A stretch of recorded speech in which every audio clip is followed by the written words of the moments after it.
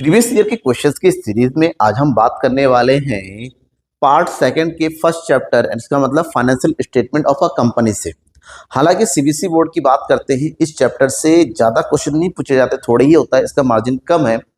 3 to 4 marks question पूछे जाते हैं।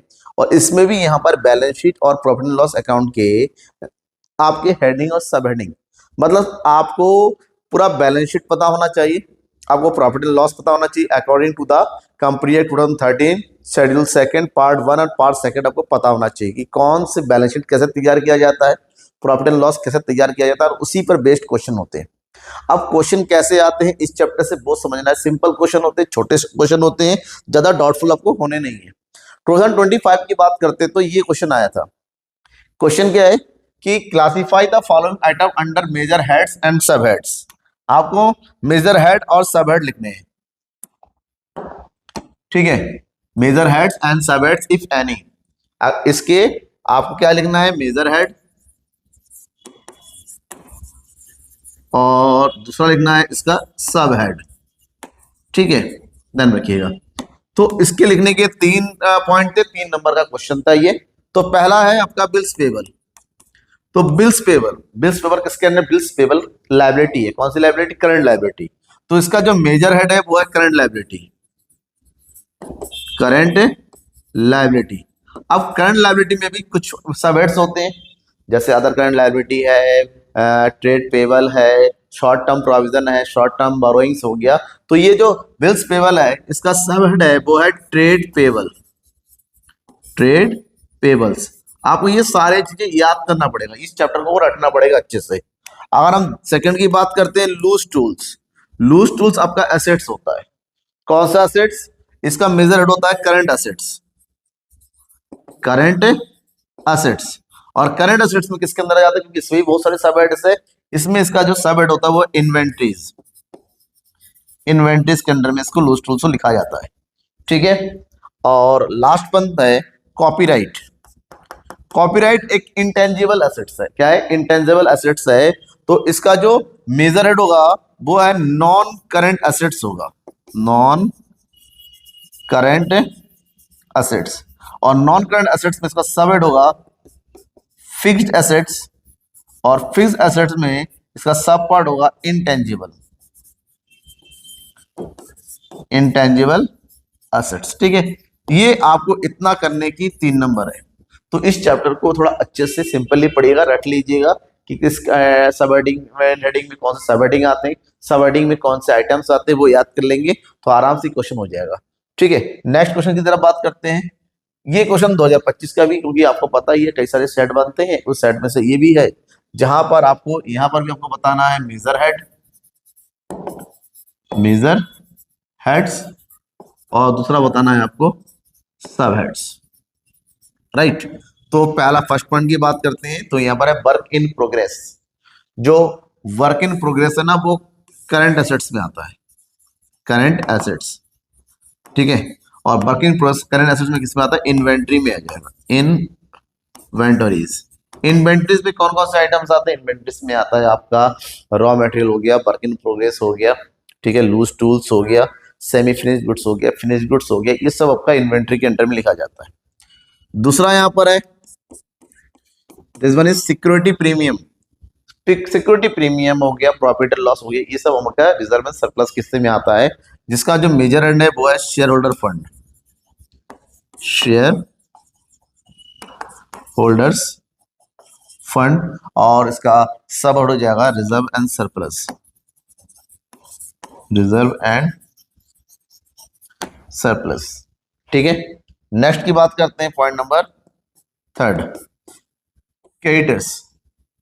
जो हमारा क्रेडिटर्स है वो करंट लायबिलिटी होता है। तो यहां पर मेजर हेड हो गया करंट लायबिलिटी, ओके। और सब हेड हो जाएगा क्रेडिटर्स का trade payable, trade payables, okay, ठीक है, समझ में आ गया। तो आपको ध्यान देना इस पे, क्योंकि इस पे ज्यादा आपको हौच पौच नहीं करना, बस कुछ चीजों को आपको याद करना है। और याद करने के लिए आपका बुक आपका बहुत ज्यादा साथ होगा। इसके अलावा मैंने डिटेल में एनसीईआरटी जब पढ़ाया था वहां पर हर एक पॉइंट को डिटेल से समझाया था आपको। वहां से डाउट होता है, आपको वीडियो नहीं मिलता है, कहाँ समझेंगे तो मुझे बताइएगा, मैं आपको वीडियो का लिंक जरूर सेंड कर दूंगा। अब ये 2024 का आता जरूर है क्वेश्चन, एक क्वेश्चन आपको इस तरह आएगा, ये गारंटेड है 3 मार्क्स में। 2024 में भी देखिए 3 आइटम दे रखा है, लाइव स्टॉक, एक्रूड इनकम और अनपेड डिविडेंड। यहां पर भी आपसे पूछा गया मेजर हेड, मेजर हेड्स और सब हेड, यही आता है इस चैप्टर से, आपसे यही पूछा जाएगा और कुछ नहीं। तो यहाँ पर जो लाइव स्टॉक है, लाइव स्टॉक यानी कि जो जानवर वगैरह का होता है, ये बेसिकली हमारा आता है नॉन करेंट एसेट्स में, नॉन करेंट एसेट्स। और नॉन करेंट में एसेट्स में लाइव स्टॉक आ जाएगा फिक्स्ड एसेट्स में, और फिक्स्ड एसेट्स में ये होता है टेंजिबल, क्या होता है, टेंजिबल एसेट्स। क्लियर। उसी तरह से दूसरा है एक्रूड इनकम। एक्रूड इनकम वो इनकम जो भी मिला नहीं है लेकिन मिलेगा, तो ऐसे में इसको बोलते हैं करंट एसेट्स। जो शॉर्ट में मिलने वाला होता है वो होता है करंट एसेट्स। और करंट एसेट्स में इसको लिखा जाएगा सब हेड, कौन सा, अदर करंट एसेट्स में, अदर करंट एसेट्स में। ओके। अब लास्ट पॉइंट है अनपेड डिविडेंड। अनपेड डिविडेंड वो डिविडेंड जो अभी तक दिया नहीं है, मतलब अभी जल्दी में दिया जाना, और जो जल्दी में दिया जाना होता है वो होता है लायबिलिटी। तो अनपेड डिविडेंड को बेसिकली हम जो लिखते हैं करंट लायबिलिटी में, this one is current liabilities, और करंट लायबिलिटी में आ जाएगा other current liability, other current liability. Okay done, ये हो गया 2024, 3.3 मार्क्स। अब इसी में 2024 में जो दूसरे शेड्यूल की बात करते हैं, तो यहां पर भी क्वेश्चन आया था। देखिए यहां पर भी सेम वही लिखना है आपको, सब हेड्स और मेजर हेड्स, ठीक है।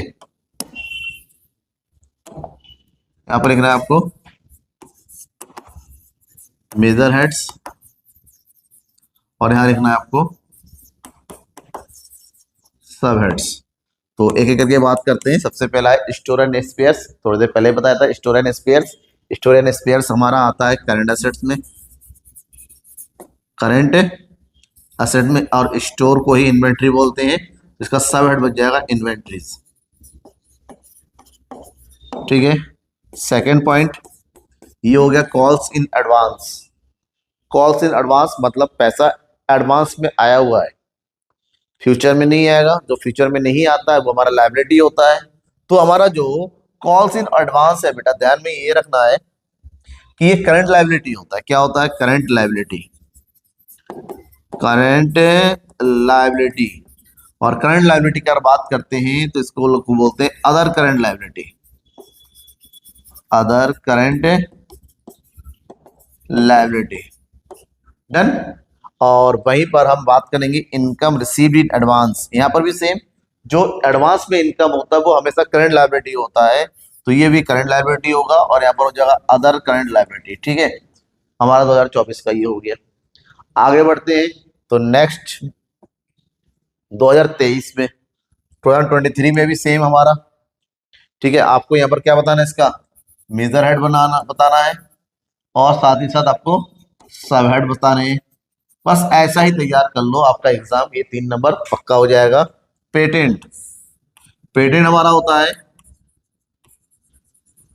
नॉन करंट एसेट्स, और नॉन करंट एसेट्स में ये आ जाएगा फिक्स एसेट्स में।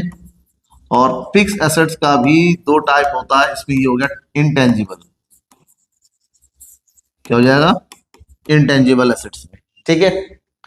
Capital work in progress, capital word लगा हुआ है, खाली वर्क इन प्रोग्रेस होता तो वो होता है इन्वेंट्रीज में, करंट एसेट्स, लेकिन कैपिटल वर्ड लगा हुआ है तो इसके लिए ये हो जाएगा non current assets, non current assets.